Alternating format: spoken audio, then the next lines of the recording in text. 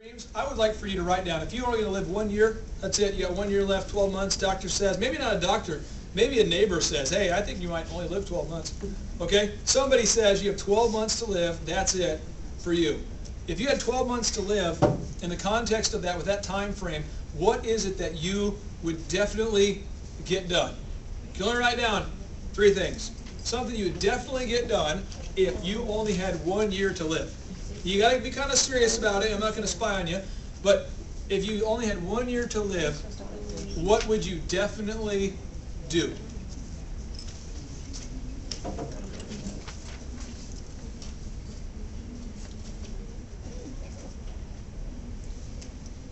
Now, as you guys are thinking about this, again, 1 year, you got to kind of mentally, emotionally, whatever, travel there and go, if I really did only have 1 year, what would I do?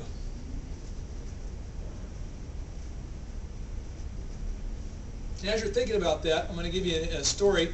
It could be demotivational, but I'm going to give it to you anyway. Good friend of mine, he was my roommate in college. Now, you could imagine being my roommate. I had 3 roommates in 3 semesters, okay? Bad deal. People couldn't stand living with me. My wife, I don't know how she puts up with me, okay? But I paid my roommate, I said, Mark, we're going to jettison the beds because we're out of room for the printers and all the machines and stuff we have in our dorm room. So if you sleep on the floor, I'll buy you a jersey once a week, like a pro sports jersey, and I'll pay you. He's like, okay. So Mark and I have been lifelong friends. He's my roommate at the time. He's living on the floor in the dorm rooms. And Mark says, hey, bro, I got to go to Stillwater, Oklahoma, to help out a buddy. He had a flat tire or something. Do you want to go there? We can help pick up his car and drive it over to the shop and this and that. And I said, actually, I have an event tonight. I can't do it. I'm going to be DJing for Delta Airlines. I can't go. So Mark leaves, drives, apparently saw some type of rodent animal, went around it. He ends up getting killed, okay? And he died when he was 19. And this was right before I got married. And I'd known the guy since he was 2. And his dad says, you're funny, will you speak at his funeral? Because I think his funeral should be fun and uplifting, and I think it should be good. Well, imagine your best friend, you get asked to give the eulogy. I don't know if you guys have had this situation, or a family member. You don't really know what to say, and you don't want to say anything that would minimize the importance of your life. I don't want to, I mean, if I give a B-level performance this morning, you know, you can blame Sherry and give her a hard time, and I feel bad about it, but it's not like someone's going to die, or someone did die. But this is like the cherry on top with their life, and I'm supposed to give the caveat and the nuances about what made them great.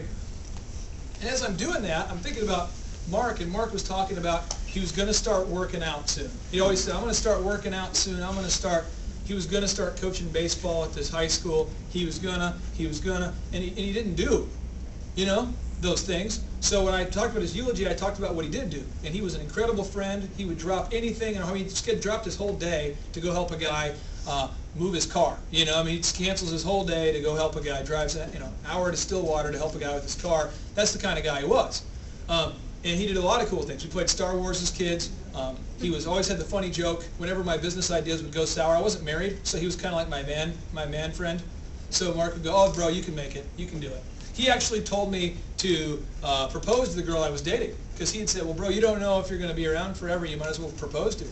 So I kind of feel like my marriage is somewhat attributed to him, because I wasn't going to ask her. So there's a lot of things that happened that were really, really awesome. But it occurred to me when I was giving his eulogy, not before, but as I was up there giving it, what if I die? Like, what if I die on the way home from this funeral? How many people should I have called to appreciate that I didn't? How many, people should I have told? Because I didn't tell him, like, I love you, bro. I just said, all right, dude, I'll see you. That was my last word with him. Yeah, dude, I'll see you. And I wish it could have been more profound than that. So now, usually when I tell people bye, I have much more of a, you probably think it's weird and obsessive, but I'm always like, hey, really appreciate you. Thank you. I always try to, because I feel like I should have done that there. And so I'm asking you guys today is if you were like Mark, but imagine Mark, 18-year-old kid, and they say, hey, I know, you're great physical health, but you will die in a car accident 12 months from today. How would he have lived? How would you have lived? I don't know. That's a tough question.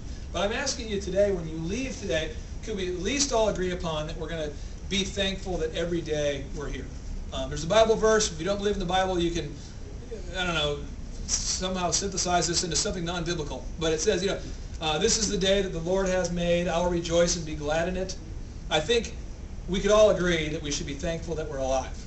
You know, we should be very thankful, because not everyone can say that. So I'm asking you guys today just to embrace your life and to go, yes, I am alive. I made it through another day, and be excited about that, and then be moving forward towards those three things. Because I live right now as though I'm not going to make it.